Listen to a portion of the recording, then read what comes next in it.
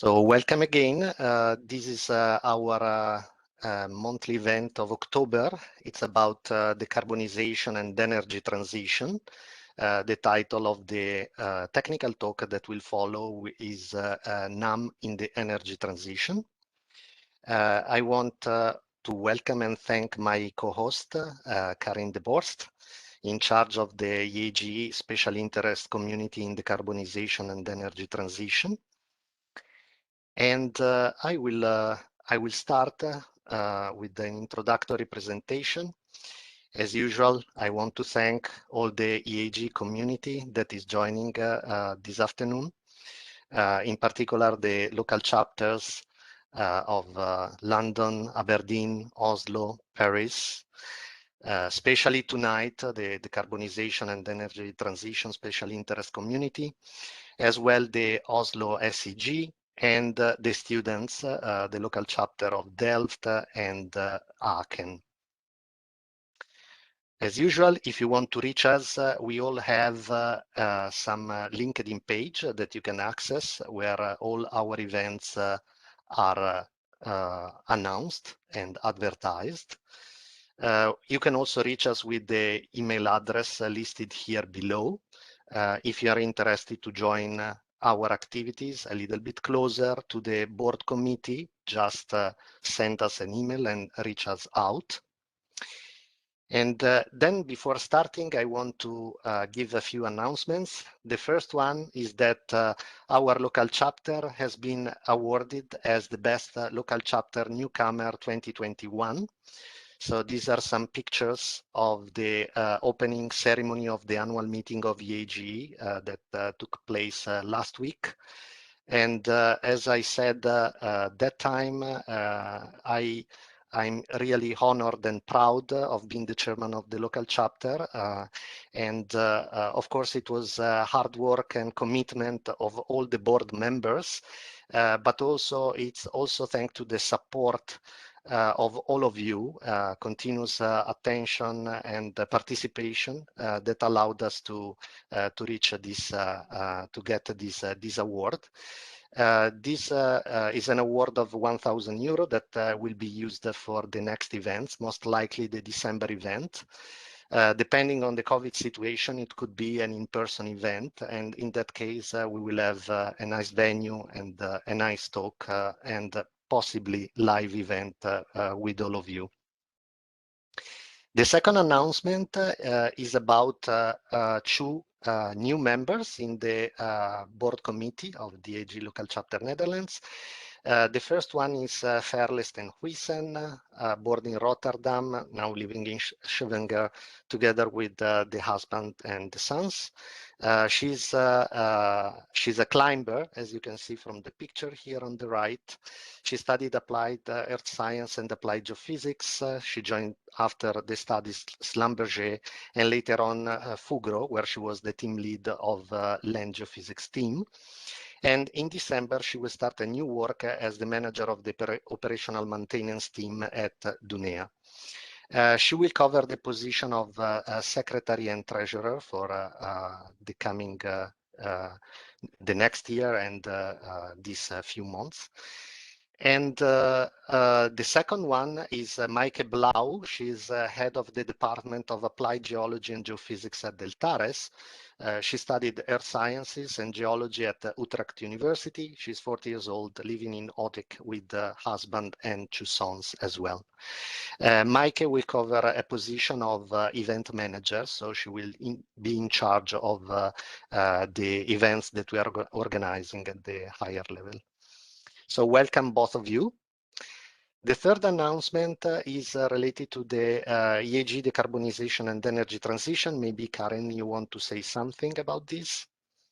Yes, and perhaps let me take the opportunity to first also say a very warm welcome also on my behalf. I'm Karin de Borst and I'm the chair of the Special Interest Community on Decarbonization and the Energy Transition. And we are very pleased and honored to co-host this event together with the local chapter. And yeah, also congratulations, Diego. Congratulations to the whole board. And I can only echo what Diego has been saying. Congratulations to all of you, because basically it's the interest, it's the activity of the whole community that makes a local chapter. It's just about that, about coming together, having a common interest, listening to webinars that like the one at the moment, and having stimulated discussions about topics of interest for geoscientists. Yeah, and the same we are doing in our special interest community with a focus on the energy transition, obviously. And our special interest community was launched 2 years ago, and our committee has a term of 2 years, which means that we are about to renew the committee. And I would like to invite everyone that has an interest in the energy transition, regardless of whether one is already actively involved in that or looking into opportunities in the future, to indicate interest to us, to join us. Speaking for myself, it was a great experience being on the committee and jointly thinking about how to map out future opportunities for geoscientists, how also to better communicate the value proposition of geoscience to the public, and to organize events to share that with the geoscience community and beyond. So whoever is interested, there is an email address given on the slide. It says right there to apply. Certainly, it's also meant as an address where you can inquire further and gather more information of what this would mean and what our activities look like in more detail. Thanks, and back to you, Diego. Thank you, Karin. Thank you very much. And indeed, we are interested in energy transition. And apart tonight, we will have also a second part of this webinar. So it's divided in 2 parts. The first part is the one that we are going to see tonight. The second one will be in November. And it will be related to practical challenges of simulating CO2 injection in depleted gas field. And so it's already set for the 10th of November between 5 and 6 as well. So you will receive a link for the registration to the second part of these important meetings soon. And now, without further ado, let me introduce today's agenda. So we will have a talk given by Esther Vermolen from NAM about the role of NAM in the energy transition. The talk will be about 30 minutes as usual. And then there will be a debate and Q&A hosted by Karin. As usual, few rules for your question. Please write in the chat box any question you may have, and then we will read them for you. If needed, we can open the mic as well, so we can have a better discussion and communication after the talk. And let me introduce the speaker a little bit more. So Esther Vermolen holds the position of Energy Transition Lead at NAM Shell, where she's responsible for decreasing the footprint of the NAM hydrocarbon production and the NAM support for a portfolio of energy transition projects like CCS, geothermal, hydrogen. She has a background in chemical physics and 12 years of experience in Shell. After finishing her PhD research at Utrecht University, she joined Shell early 2009, where she first worked in enhanced oil recovery research.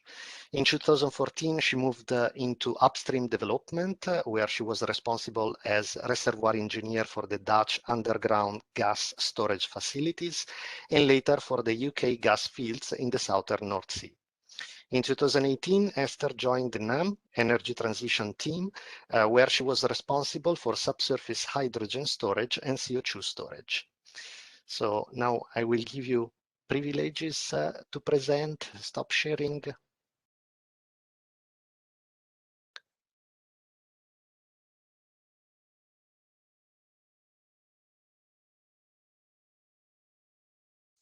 Here we go. Esther, thank you very much again. You're ready to go.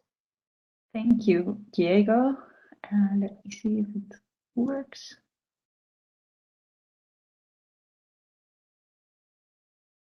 Can you see my slides? Yes, we can see them. Thanks a lot, Diego, for the introduction, and thanks a lot, Karin and Diego, for inviting me to present my story here. So I will talk to you about the NAM in the energy transition. I'm energy transition lead in the NAM, and I will tell you all about this in the coming half an hour. So key messages that I would like to get across is, first of all, that we think that domestic gas production remains a very important cornerstone of the Dutch energy transition. So we will first and foremost focus on this. But at the same time, we'll be reducing our carbon footprint. For example, by decomplexing and electrifying our platforms. We're also facilitating the energy transition by reusing our knowledge and on the fields, for example, and also reusing our assets for the growth themes. So really the growth energy transition themes like energy hubs, CCS, hydrogen storage, and geothermal. If time allows, I will go a bit deeper in the role that gas fields could play in balancing renewable energy as well by storing hydrogen. So first of all, so who or what is NAM? So we're the exploration and production company in the Netherlands with shareholders Shell and Exxon, both 50%. NAM has about more than 70 years of exploration and production history in the Netherlands, mainly natural gas, but also some oil fields as well. We have some 1,300 employees, mainly in the north of the Netherlands, where of course the Groningen gas field is located. So that's where the main office is. And we produce all in all about 75% of the natural gas in the Netherlands, out of about 400 sites. Natural gas is pretty important for the Netherlands. It accounts for about 30% of our Dutch energy usage, so still pretty important in the Netherlands. In the early days, natural gas was really something to be proud of, actually, in the Netherlands. When it was just found, you see here some pictures from the 1950s. You see that gas production was really in the center of society. It was really literally in the middle of society, and people were proud of it. They said, they were really proud if in their backyard natural gas was found and that they could contribute to the economy of the Netherlands. This has changed quite dramatically in the Netherlands, especially with the earthquakes of Groningen, of course, but also now with the energy transition, climate change. This view has definitely changed, and NAM has to also change with it. So in the Netherlands, we're currently moving from a situation A, which is based on primarily fossil fuels, to an energy mix of the future, which should be primarily sustainable. So solar and gas, probably in the Netherlands. But at the same time, it's very important that we try to keep this cost effectiveness that we currently have, because people rather not pay more for their energy bill. And that's already coming in the news already now with the higher gas prices. Social support also very important, because you cannot do something in the Netherlands without the social support of the people living around it. And there's people everywhere in the Netherlands, so you really need this social support to be able to do something. In the Netherlands, we're quite spoiled on the part of security of supply, and especially of natural gas. It is just always there. There's hardly any outages of natural gas. And we're so used to it that we do not completely realize what's all behind it. And going towards a sustainable mix might mean that we need some other ways to still maintain this security of supply. And this is also something that we're looking into further. And finally, it's a bit of a topic of debate, maybe. So do we want to be dependent on sources from abroad, or do we want to be fully independent in the Netherlands, which we're already not? But this is definitely something that could affect what we choose for the future. So how do we see NAM's role in the energy transition? So first of all, gas production and storage, like we're doing now, because we cannot just stop producing gas now, because there's still a lot of households and industries that are relying on the natural gas that we are either producing or importing. The natural gas that we're producing in the Netherlands is pretty clean compared to some importing sources, and we're constantly trying to make it cleaner, so lower the CO2 footprint. So we're improving our energy efficiency, and we're also looking at electrification to reduce our footprint. The other topics that you see here on the slide, like CCS, geothermal, energy hubs, and hydrogen, are the new themes, the new topics that we're working on, and I will go into all of them separately as well. So on reducing our CO2 footprints, so what can we actually do? So first of all, we look at decomplexing our platforms. So a lot of the platforms in the North Sea look a bit like the platform that you see here on the top left corner. They're pretty complex structures, and that makes them also pretty complex to maintain, and therefore also the CO2 intensity for maintaining them is quite high. We're trying to decomplex most of our platforms, and you see here one of those decomplexing activities. So the Le Mans Alpha platform became from a pretty complex structure into a pretty simple structure, and also the solar panels on this structure help to make the platform greener. Also for new platforms, we try to keep them as simple as possible, and the energy footprint also as low as possible. So one of the monopiles that's shown here on the picture has an energy usage of about 700 watts, so really low. It's like a vacuum cleaner at home, and it's powered by solar and wind only.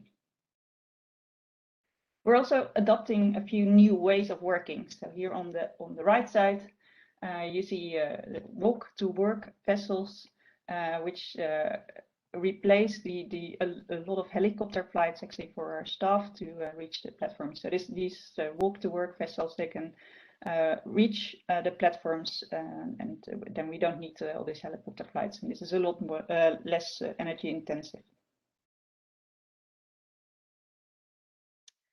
We're also looking into electrification of our platforms, and actually not only looking into it, because we're already working on electrification of our Ameland platform.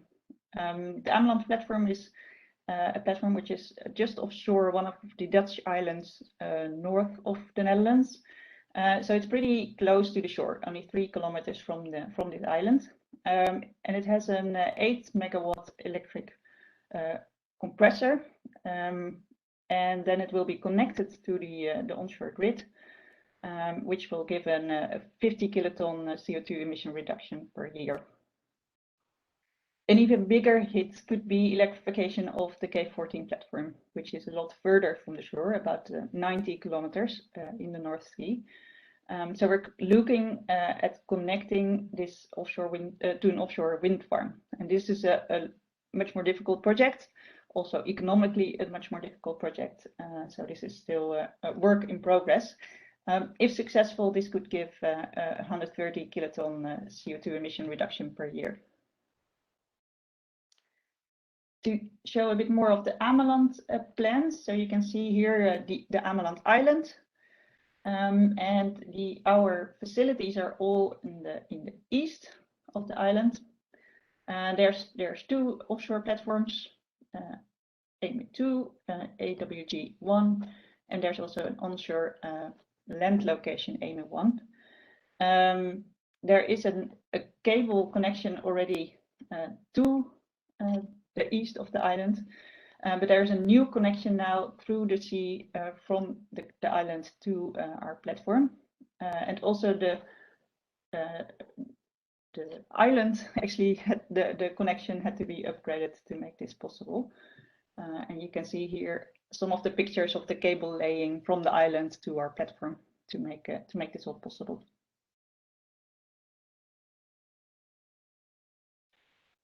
So what could be the role now of our platforms in the future? So we see now that a lot of our platforms are actually producing gas and also partly burning our gas actually and emitting CO2 to be able to produce the gas.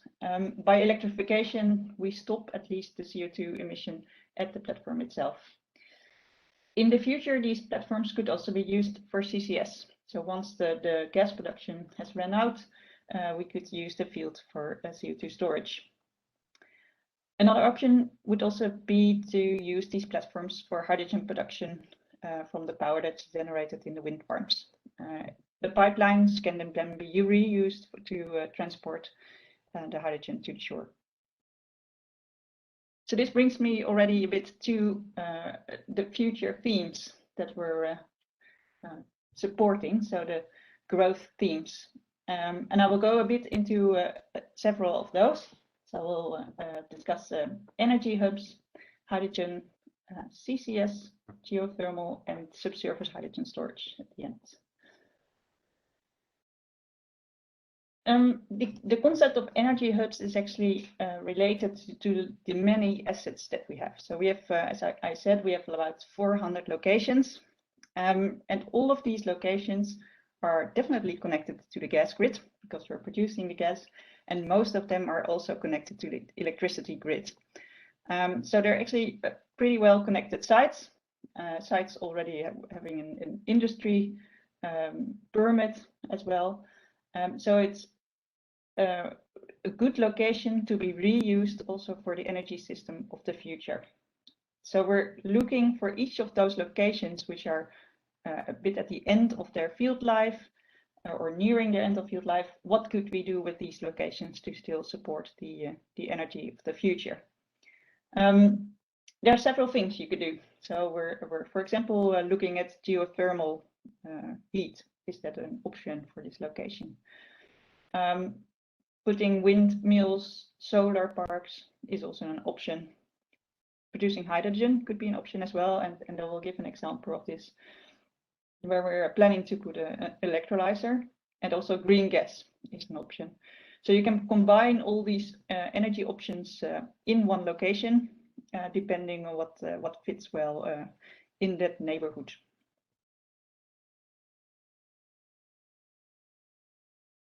So the first big energy hub that we're working on is the, we call it GZI Next, which is the gaszuiveringsinstallatie. It's a gas cleaning facility, which has been abandoned or decommissioned. So you see the original gas cleaning facility, and you see what is becoming actually. And here it's already a slightly older picture, but you see that part of the land is now being turned into a solar park. So the solar panels are being built here.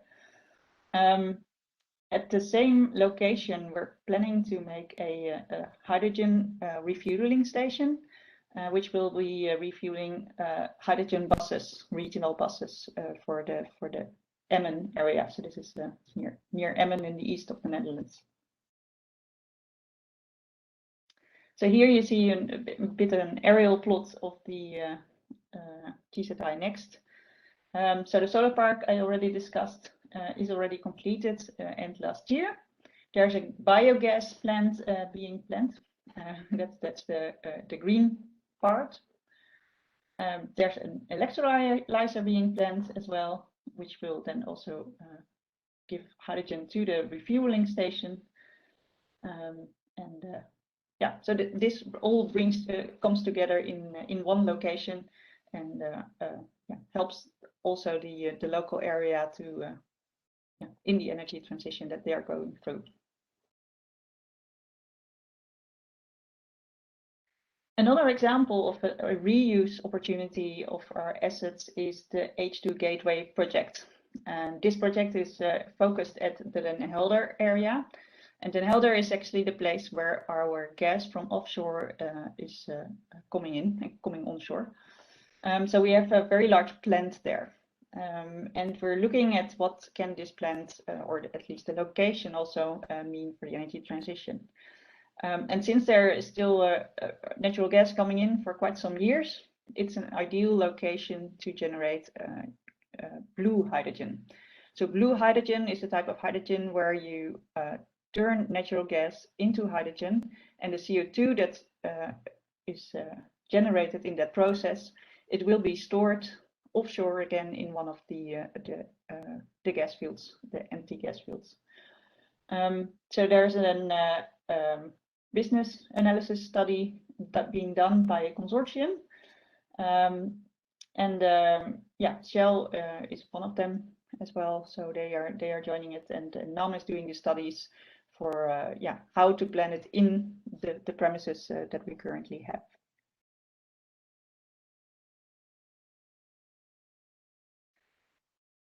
Another project that was initiated in NAM is the ARAMIS project. So the ARAMIS project is an opportunity to store CO2 in the depleted gas fields in the North Sea. So it's looking at the K and L blocks, which is well, somewhere around where this platform is shown on the picture. It's a collaboration between Shell, TotalEnergies, EBN, and Gasunie. And it looks at capturing CO2 from a lot of industrial sites in the Netherlands, and then bringing it by pipeline to the K and L blocks, and then storing it in depleted gas fields. And this last part is interesting and new, actually, because up to now, a lot of these CCS projects have looked at storing CO2 in aquifers. And this is quite different because aquifers are at a higher pressure still, so they are not as depleted as our depleted gas fields. Our depleted gas fields can be 50 bar, but even down to 20 bar. And when you would bring the CO2 in liquid form to the offshore gas fields, it has to go somewhere through a phase transition when the fields are still pretty empty. When CO2 goes through a phase transition, it has Joule-Thomson cooling, and it can become pretty cold in this process. So this is a challenge, and there are ways around it, and they're looking into solutions to yeah, keep this in control. But it's yeah, it's a nice technical challenge for this project. Yeah, so in NAM we've started this project.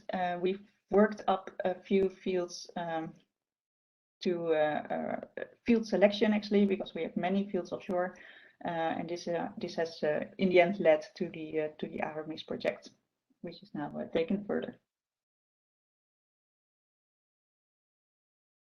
Geothermal, in a similar way, also started in ENAM. In ENAM, we have quite a lot of knowledge of the Dutch subsurface. So a lot of the studies of which locations could be interesting have started in ENAM, and it now led to the start of Shell Geothermal, and NAM is still supporting with their knowledge to make sure that this yeah, that the best locations are selected. So one of the first projects is the Leeuwarden project, and the first well has just been drilled. So it's very exciting.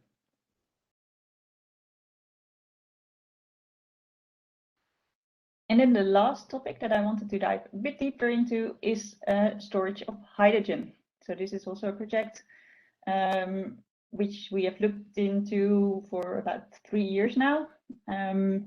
And here I show just the principle of underground gas storage. So we already are doing underground gas storage for quite a while.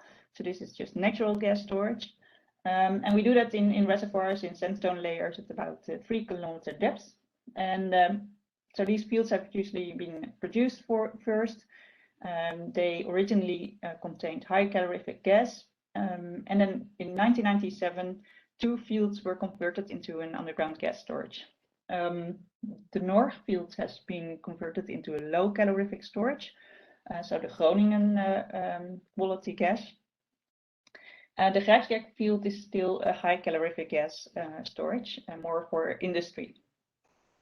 Both fields generally inject in the summer when there's not so much need for natural gas.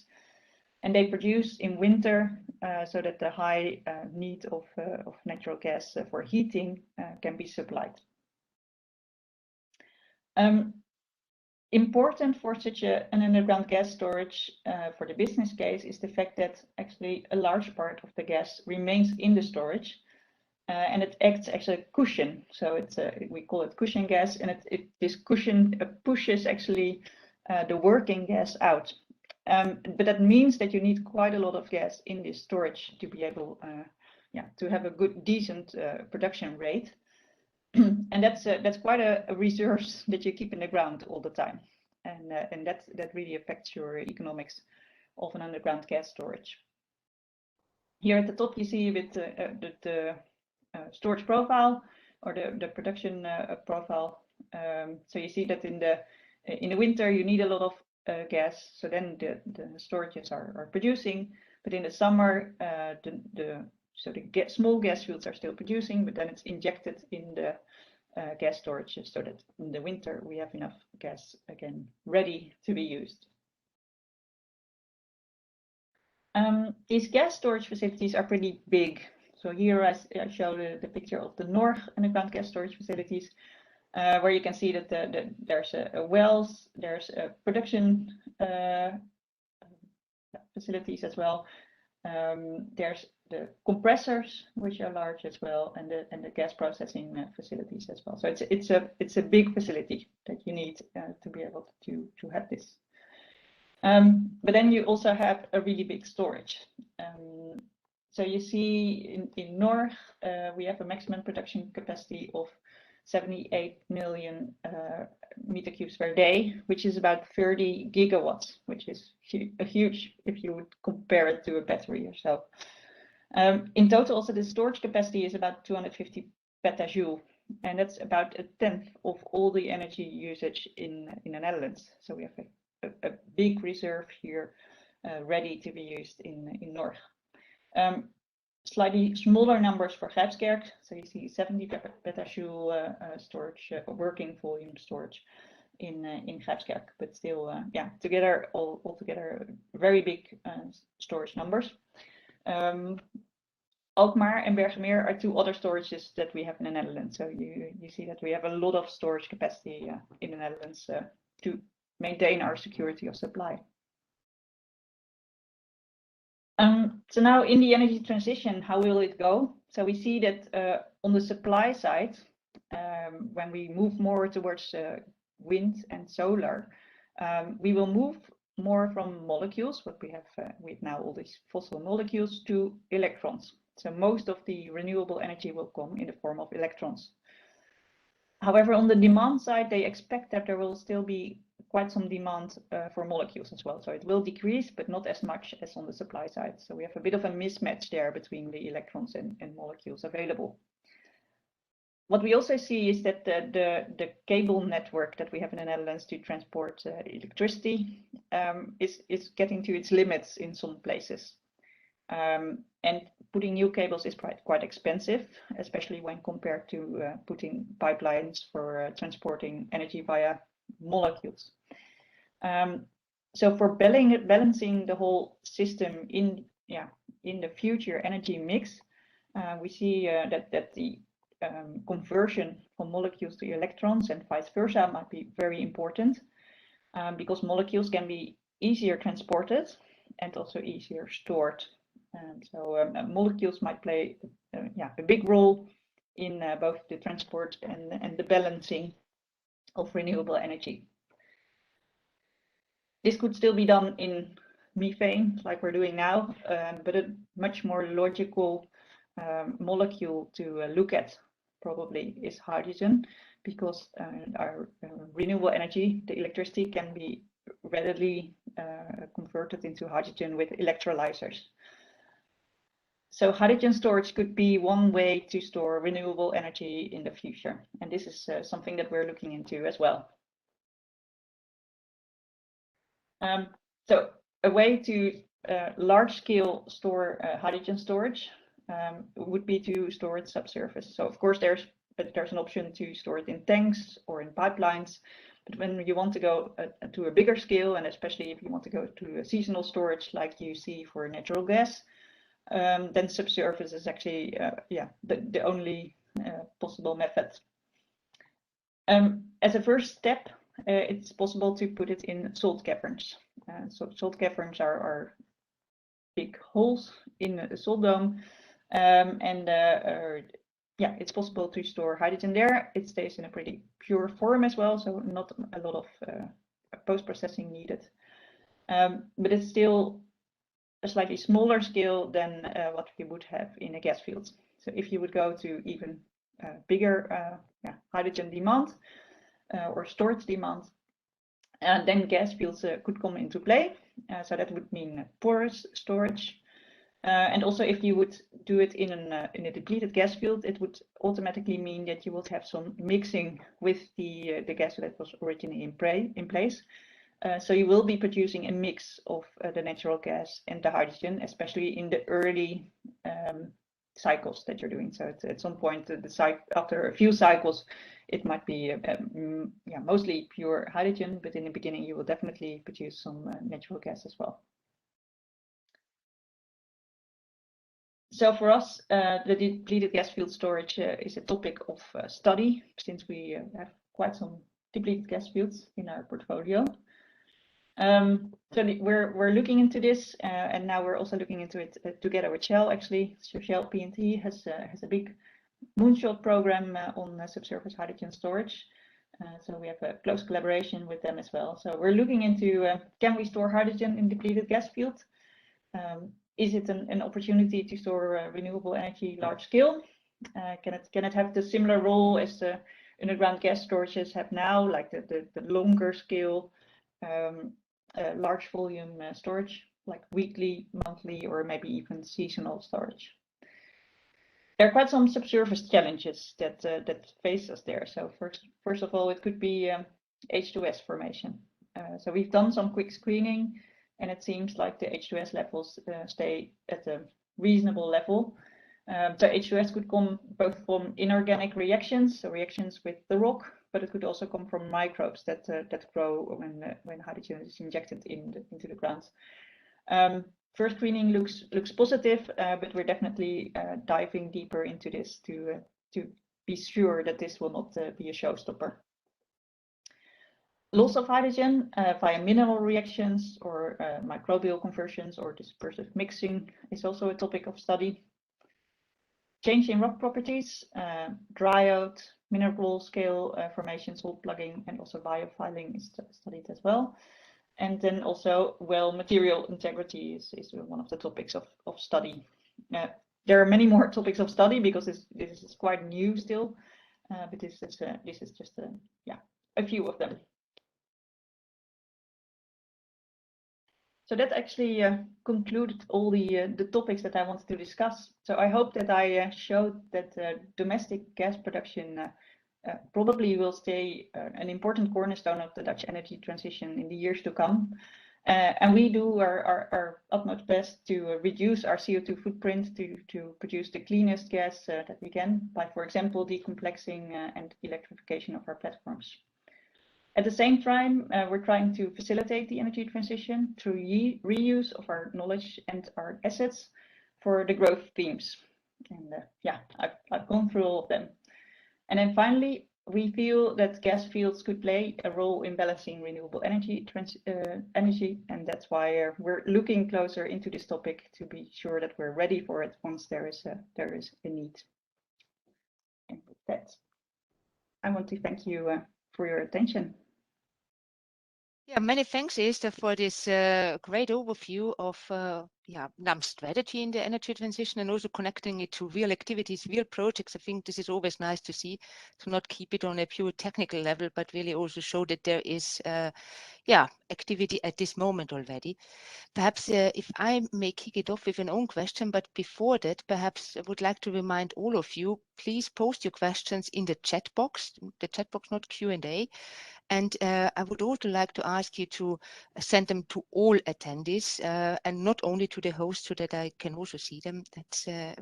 But also feel free. Oh, you have to be unmuted, I think, Diego. You can't just speak up. So please first post your question in the chat. When it triggers a bit more interaction, then you will be unmuted and we can have this live discussion. But yes. I wanted... Diego, I also apologize for this. I don't know why today the Q&A box is not working. So indeed, we can do many things. One is also to make all panelists so that they can talk directly but we can start with the chat box for now, and then eventually I can unmute them later. I think that should work, yes, no worries. But to kick it off, I mean, Esther, you clearly presented the timelines that you're looking at. So let's say up to 25, it's mainly about reducing the carbon footprint of your current gas production, electrification, and so on, and then moving more in the direction of more CCS, possibly hydrogen. So that's kind of a bit of timelines, but kind of what is the size of these activities? Could you comment a bit on kind of how much of NAM's activities do you foresee to still be in conventional gas, and how much on new energy projects over time? I mean, I was thinking about how to measure that in terms of energy content and so on, which is difficult when it comes to CCS. So, but kind of perhaps in number of projects or whatever, that would be perhaps in, or how many fields you intend to use still for production, and how many perhaps already for CO2 storage or hydrogen storage or geothermal. It's an interesting question indeed, especially since so NAM is an exploration and production company, and that's the way it's been set up by their shareholders, Shell and Exxon. And with our current mandate, we are supposed to produce gas and oil. But we can work on things that can help the value of our assets. That still means that so we can work up projects, but once they materialize, you see that they, for example, geothermal moved to Shell Geothermal, and also H2 Gateway, for example, it also moved a bit to Shell as well. So it's really hard to measure because a lot of our projects actually in the end moved to Shell. What I can see is that, for example, this CCS project, which started pretty small in NAM, with maybe 7 people working on it. I just spoke today with one of the people that moved, or that's still in my team, but works on the CCS project. There's about 130 people time writing to the same project now, so it really grows enormously. That's really it's really picking up, and I think you see the same as well with the hydrogen storage project. No, absolutely. Started pretty small with us, but gets a lot of traction in South. No, absolutely. I mean, we have seen it in different fields that NAM is kind of the initial playground, preparing the seeds, and then when it comes to the growing phase, it's taken out of your hands by Shell. So indeed, it's difficult to measure, but it's great to see that NAM is there, very initiative and very much moving forward on the different new energy topics and really preparing them for real projects. So that's and the question then. I don't know whether it's related to that, but we have talked technically, we've talked about timelines. What about the costs? How expensive is the transition? That is a question that came from the audience, from Jaap. Yeah, I must say it is expensive. I cannot say it will come for free, and I sometimes have some difficulty with politicians claiming, of course, we will all not pay extra, but at the same time promising as well to reduce CO2 footprint and all go to renewables. I think, that will be very difficult. You do see that these big projects, they are serious investments, and and the returns are a lot less than on what we normally knew of oil and gas projects. So it's harder to find investors, I think, for these kind of projects. So in the end, so somebody needs to pay, and I think we all will we'll have to do our bit. Probably it always depends on which scale you evaluate it. When you evaluate it now for an energy company, then it's a cost. When you evaluate it at the scale of society and make a real cost assessment, then it can actually be beneficial. But sure, the NAM looks at it from an energy company perspective, and then you have to admit. And I think as well, it's very important for a country level as well that we look at what is the cheapest societal costs. So, for example, you could also say, oh, we're all going to thousands of batteries. That's also a type of energy storage, but I don't think it will be. Well, I'm not sure if it's practically doable, but even if it would be, it would definitely not be the cheapest option. So I think for society, we also just are responsible to look for what would be the cheapest option for all of us, and most doable one as well. No, that's clear. Coming a bit more back to technical level or more project level, how many depleted fields are there now, and how many will become available in the coming years for energy transition activities? That's not really a question from Jaap, thanks. Yeah, there are many, many depleted fields. So looking offshore, I think we seriously looked at about 15 to 20 fields in the Dutch North Sea. We picked, I think, 2 now. So and that's only the non-portfolio, and of course there are a lot more operators in the offshore. So there are definitely a lot more options. So for the first phase, we picked 2, and we're working on those towards a license application. But yeah, there's a lot more options, and they all, yeah, in the coming, definitely 10 to 20 years, they will, most of them will come to their end of field lives, depending a bit on gas prices, of course, and how everything will go. But yeah, there's a lot of opportunity for reuse of these gas fields, and that's then only looking offshore. So for CCS, for example, we're currently only looking offshore because of social support.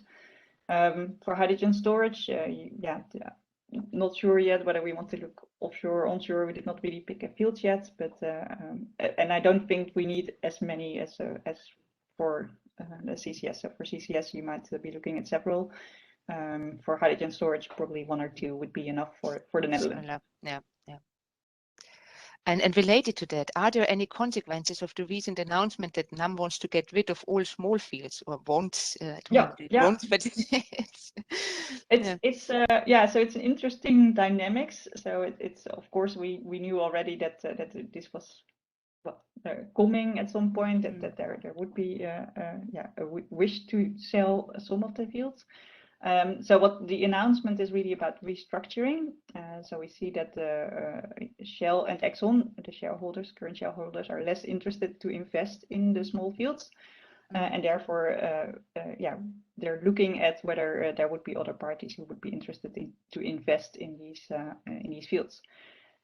Working up these energy transition projects can still be of value to either the old shareholders or the new investors once it's sold. So it gives new opportunities as well if indeed a new investor is found that sees potential in these fields. So we definitely don't stop with developing these projects.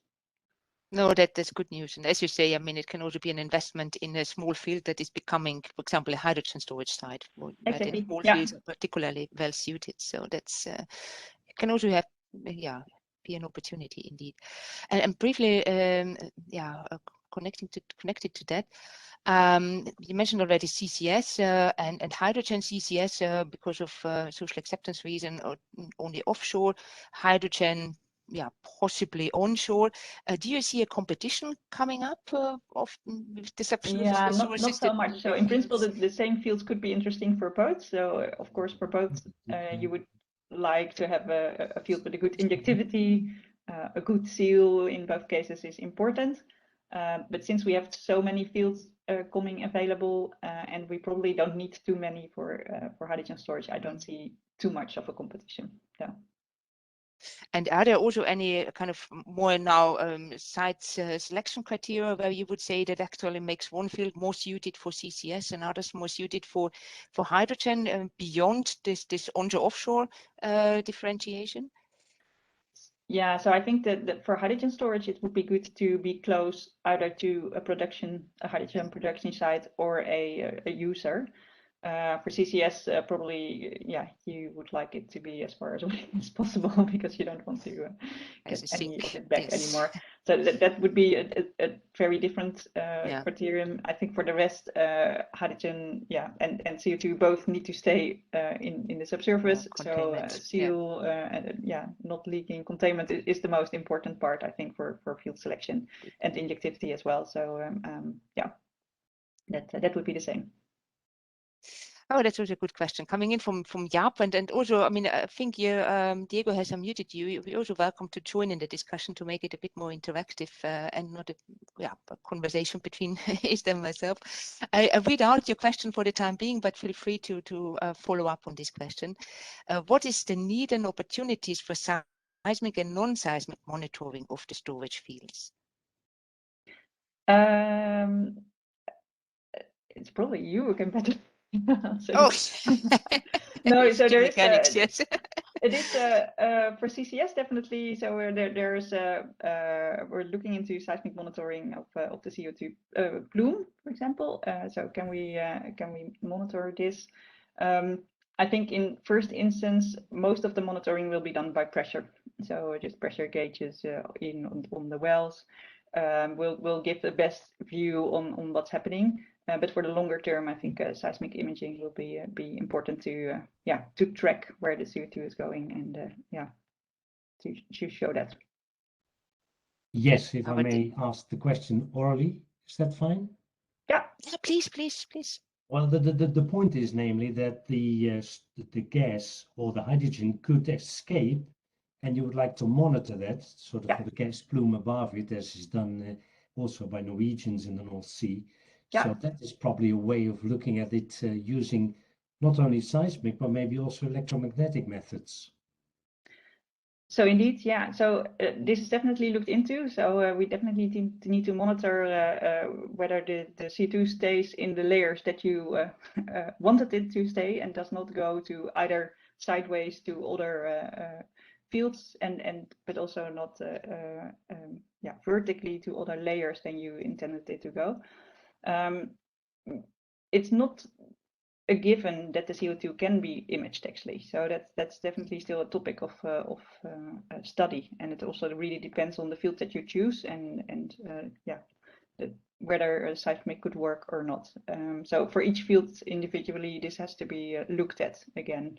And I think in all cases, so pressure measurement will probably be the first point of looking whether it's going in the right direction, and then there will probably be a need for every so many years to do a seismic survey to show that indeed the CO2 is still in the place where you wanted it to be.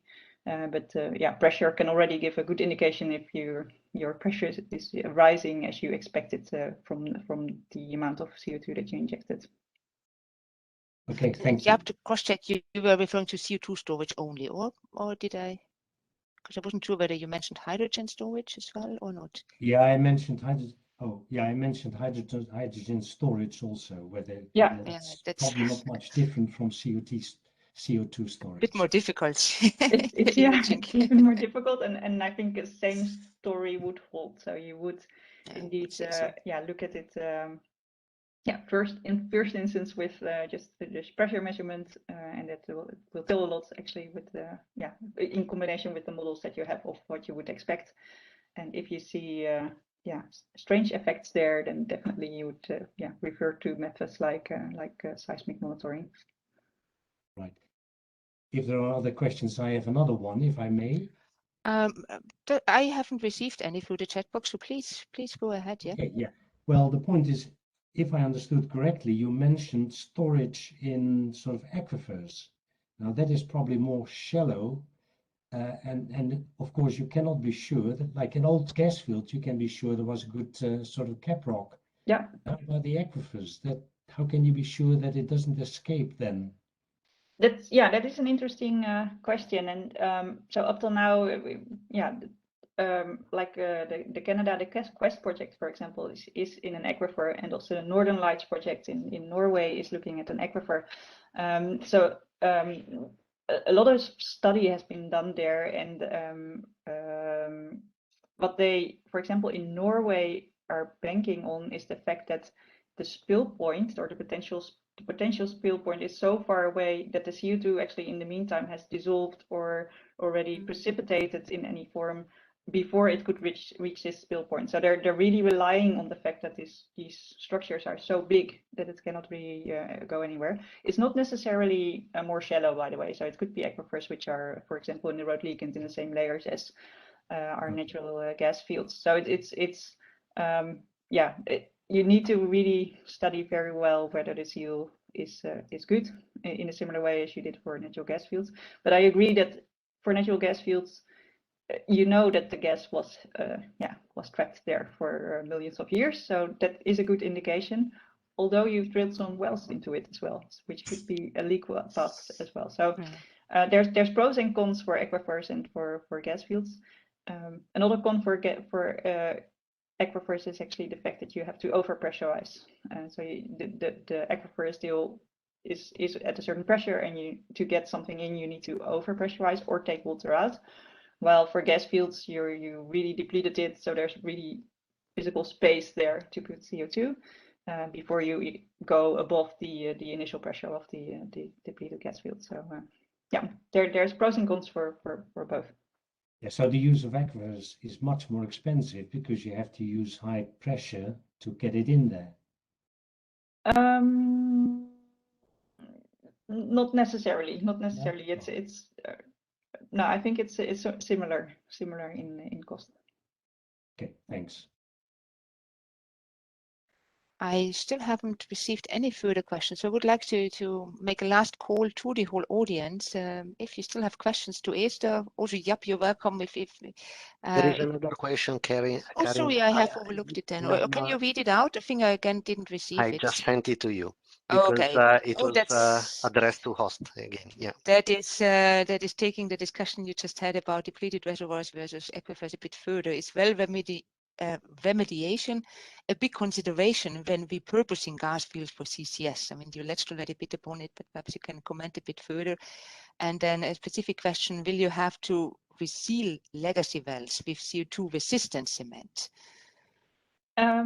So yes, definitely. So we need to abandon the wells in a way that it can resist CO2. What we've seen is that the abandonment strategy that we actually normally do for our wells should be suitable as well for CO2 storage. So in principle, we don't have to go into different methods of abandoning. So the method that we're already following is okay as well for CO2 storage. But we definitely need to look carefully at old wells, so very old exploration wells, for example. How were they abandoned, and were they abandoned properly in the layers that we're targeting with the CO2 storage? There is a question from Carrie Holloway. Oh, that was the question from her. Okay, no, clear.